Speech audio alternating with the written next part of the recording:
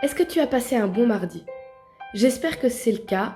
Si ça ne l'est pas, je te propose quand même une pause, un moment différent pour t'intéresser au sujet de la semaine de prière. Aujourd'hui, on parle de est-ce que j'interprète correctement les Écritures? Le sujet parlait beaucoup d'herméneutique. Ce mot revient plusieurs fois. Qu'est-ce que c'est que ce mot barbare herméneutique? C'est une matière pour quand on étudie des textes. L'herméneutique dit que personne ne peut lire un texte de façon complètement neutre. Ton niveau social, ton expérience de vie, ton âge, si tu es un homme, une femme, l'endroit où tu vis, tout ça, ça conditionne la façon dont tu vas comprendre, interpréter un texte. Je te donne un exemple. Une femme de 25 ans qui vit au Brésil ne va pas comprendre un psaume de la même façon qu'un homme de 60 ans qui vit au Japon. Ils vont pas être sensibles aux mêmes mots, aux mêmes thèmes. Ils vont pas comprendre exactement de la même façon. Il y aura des sujets en commun, des choses qu'ils vont comprendre pareil, et d'autres qui vont pas résonner pareil à leurs oreilles. L'herméneutique te donne aussi des outils pour aller plus loin que la culture, pour vraiment essayer de comprendre qu'est-ce que l'auteur a voulu dire dans un texte, et pour un chrétien, qu'est-ce que Dieu a voulu dire dans un texte biblique? Quel est le message profond qu'il veut donner? Et en même temps, le fait qu'on ne comprenne pas tous de la même façon un texte biblique, c'est un enrichissement formidable. Parce qu'on peut partager ensemble. Si on discute d'un texte, peut-être que tu vas m'amener une vision que moi je n'aurais jamais eue de moi-même. Et je vais être enrichie de ça. Et de la même façon, peut-être qu'un autre texte, moi je t'en parlerai d'une façon qui t'est étrangère, mais qui va faire résonner de nouvelles choses en toi et on va grandir l'un et l'autre. Ça, c'est merveilleux. Et d'ailleurs, que tu sois tout seul ou que vous soyez en groupe, est-ce que tu as déjà lu un texte plein de fois, mais à cause de circonstances particulières qui sont arrivées d'un coup, ou tout simplement parce que le temps a passé, un jour, tu le relis et tu le vois sous un jour complètement différent. Tu as découvert quelque chose de nouveau sur ce texte-là. Si c'est le cas, moi je te propose de le partager si tu es en groupe ou de reprendre le temps d'y réfléchir. Parce que je suis sûre que tu peux enrichir quelqu'un de cette nouvelle compréhension que tu as eue de ce texte-là. Mets la vidéo en pause, surtout si vous êtes en groupe, mettez en pause, discutez-en ensemble et puis reprenez après.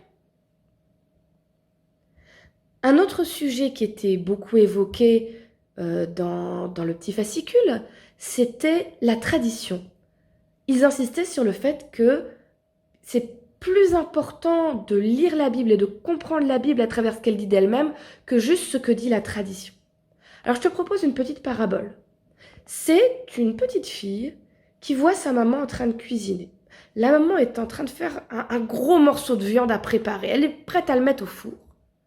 Mais au moment de le mettre dans le plat, elle le coupe en deux.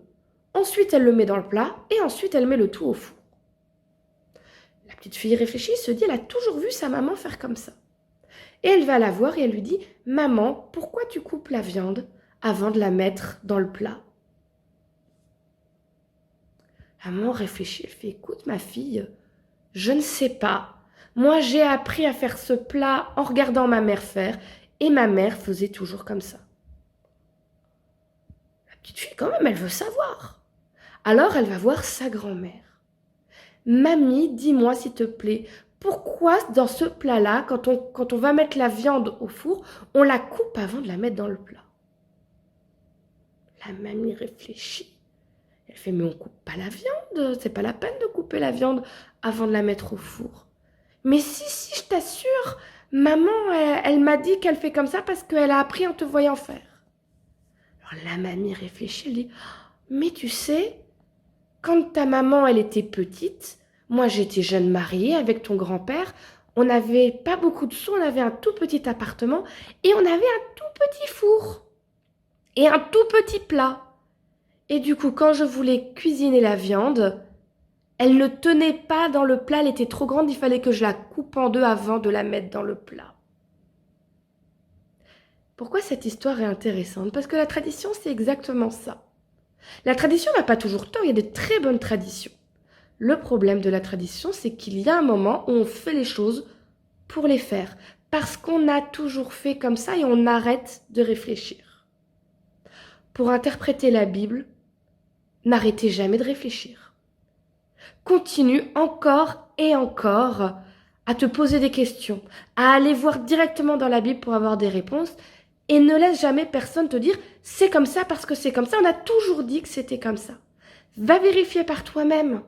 Même la Bible, dans les Actes, nous dit que quand les Béréens, on leur parlait de Dieu, ils allaient vérifier dans les textes, dans la Bible. Et que Paul trouvait ça fantastique. La tradition peut avoir du bon, mais elle ne doit jamais être plus importante que ce que peut vouloir dire la Bible.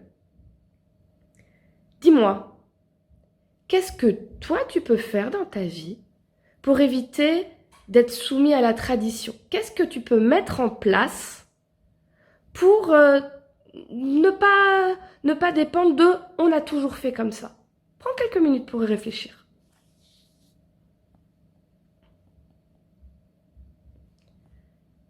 Je voudrais maintenant finir avec le texte de 2 Corinthiens 1, 20 qui dit « Oui, toutes les promesses de Dieu, c'est en lui qu'elles trouvent le oui ».